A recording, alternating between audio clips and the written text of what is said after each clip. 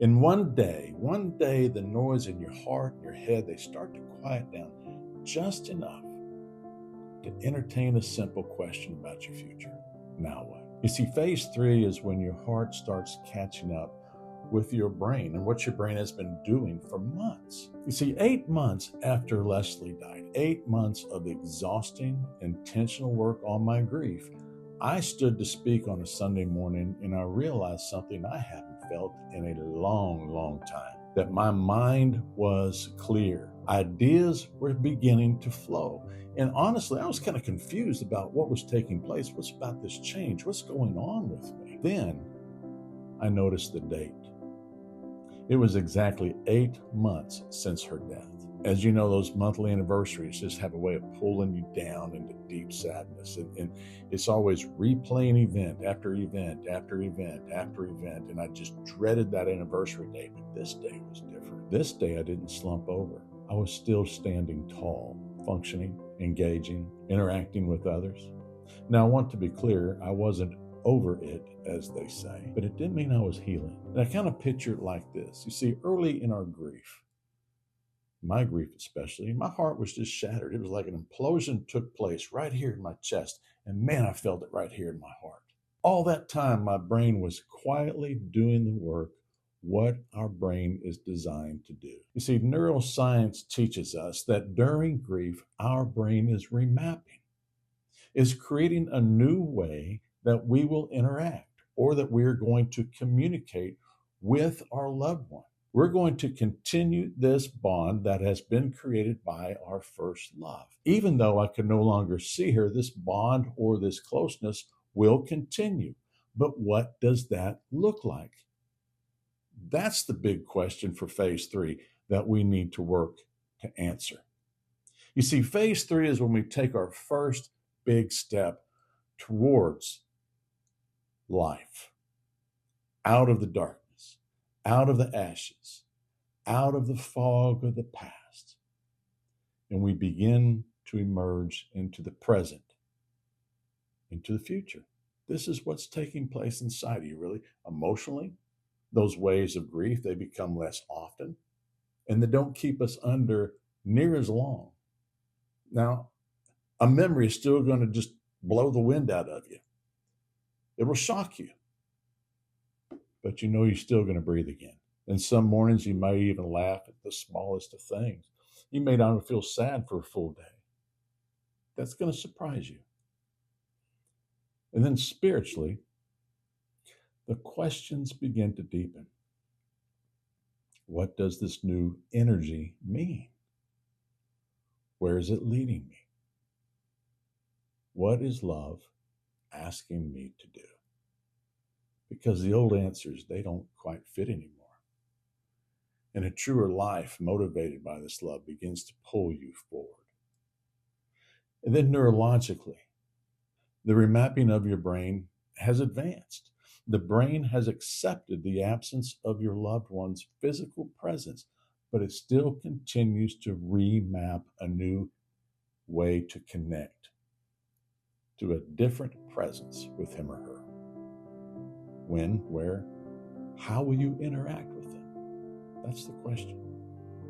The good news is this: grief cannot delete your past, and it will not delete that bond that you have with them. Instead, it continues to update those connections.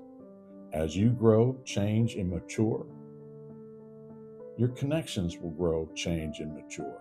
The dopamine your grief generates will continue to motivate you toward the next reachable step. Your feelings will be mixtures of both sadness and joy all the same time, the same day. And that's only normal. But it is also a sign of new life and new healing, and it's all good. And honestly, it's worth patting yourself on the back. You know, after 10 months since my wife died, my teammates, they set me up on my first date, and I was reluctant about doing that. And I fought through a lot of guilt for the days and days before that date. And then right after the date, I had a dream. Oh boy. I was in this dream. I was looking at the woman that I just went out on a date with somebody's head kept blocking the view. And I just kept looking around it. And when I stopped to see who that person was, it was my wife, Leslie, smiling at me, waving at me profusely. I still see her to this day. And man, I popped out of that bed like a piece of toast out of a toaster, man. I was in panic. And I swore at that moment I would never date again. Man, I kept thinking about that dream. I got curious about that dream. What did it mean? And I replayed it over and over and over in my mind again. What did that dream mean? In that dream, Leslie was young, beautiful, healthy, smiling. No anger, no jealousy, only joy, only love. And then it hit me. She wasn't in my way. She was with me, cheering me forward, patting me on the back. She was pushing me into the future with her loving presence. You see, the cornerstone for phase 3 is the new energy that is leading you to move not from, but with your loved one into the present and the future. These are 3 challenges that phase 3 will bring us. Number 1, you look forward more often than you look back. And yet the past will always stay very sacred. And this presents a new feeling that you haven't dealt with yet. So, what shows up unannounced again? Number 2, you got it, guilt. It'll be there. Is it okay to live again? And the answer is yes.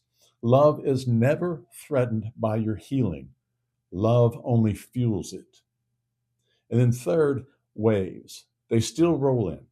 And that's going to frustrate you. And you're going to feel like you should be past this by now. So now you need to make a necessary change, very necessary adjustment. Instead of thinking these moments as waves of grief, begin to see them as waves of love. Not something you dread or you fear or pulls you back, but something that you embrace. Because their love is coming to you, not in a harsh wave, but in the warm hug.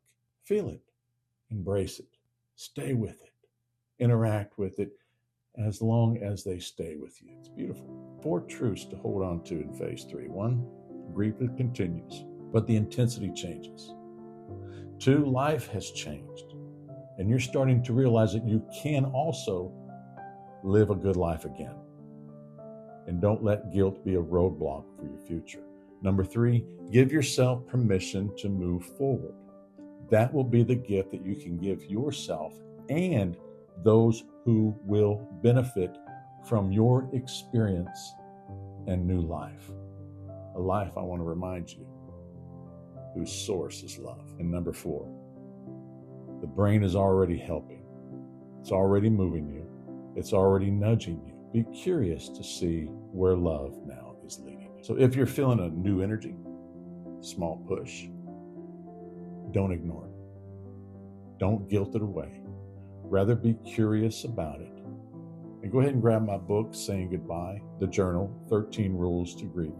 Both of these are on Amazon, and I want you to share one small sign of new energy that you noticed today. Leave it on the comments. And like always, keep your head up, folks, more than ever.